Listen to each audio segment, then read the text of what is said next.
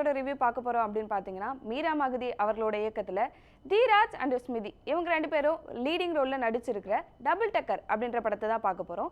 இந்த படம் முழுக்க முழுக்க குழந்தைகளுக்கான ஒரு படமாக தான் வெளியே வந்திருக்கு. இந்த படம் எப்படி இருக்கு அப்படின்றத இந்த ரிவ்யூவில் பார்க்கலாம். இந்த படத்தோட ஒன்லைன் என்ன அப்படின்றத பார்த்துலாம். அரவிந்த் அப்படின்ற ஒரு மெயின் கேரக்டரில் வர அவங்களும் பாரு அப்படின்றவங்களும் வந்து ஒன்றா சேர்ந்து ஒரு ஃப்ரெண்டாக இருந்துகிட்டு இருக்காங்க.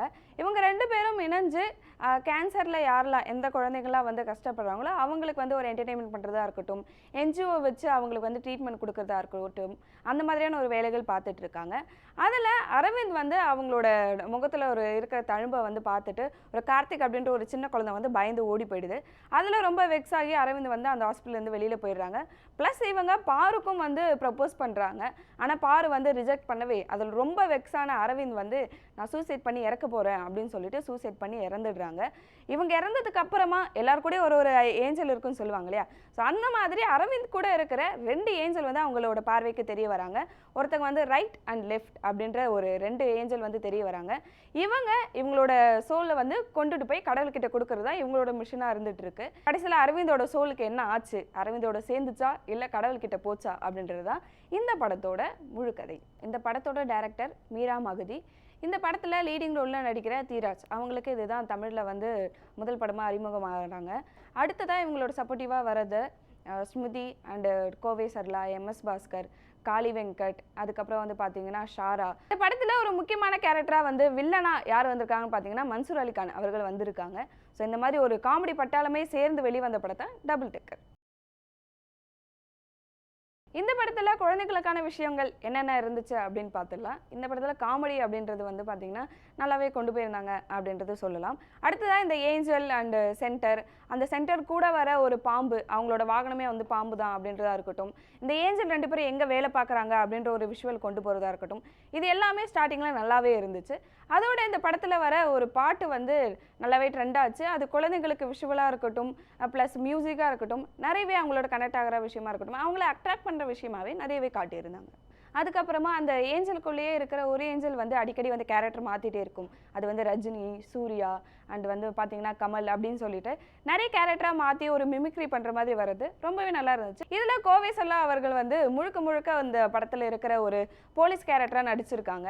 ஸோ அவங்களோட டயலாக் டெலிவரி நம்ம சொல்லவே தேவையில்லை. ஸோ அவங்களும் நல்லாவே பண்ணியிருக்காங்க.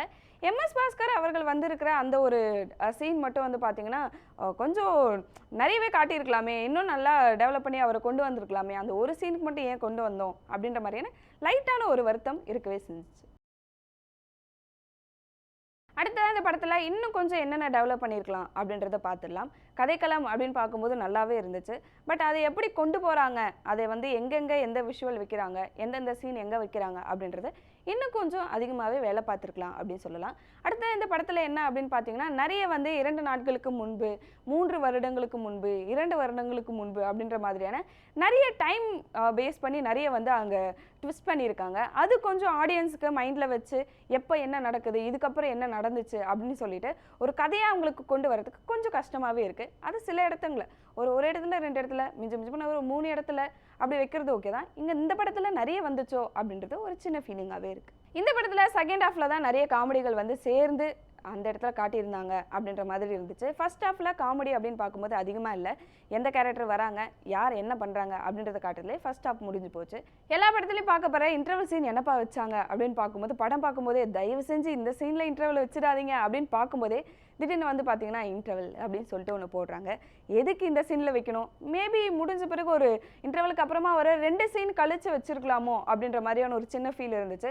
ஓவராலாக டபுள் டக்கர் படத்தில் கதையாக நல்லா கொண்டு போயிருந்தாங்க. குழந்தைகளை ஆடியன்ஸாக வச்சு வந்த இந்த படம் குழந்தைங்களுக்கு ஒரு லைட்டான ஒரு ட்ரீட் கொடுத்துச்சுன்னே சொல்லலாம். பட் இன்னும் கதைகளில் இன்னும் நிறைய குழந்தைங்களுக்கான விஷுவலாக நிறைய கொண்டு போயிருக்கலாம் அப்படின்றது பார்க்குற எல்லாருக்குமே ஒரு சின்ன ஒரு ஒப்பீனியனாக இருந்துகிட்டு இருக்கு.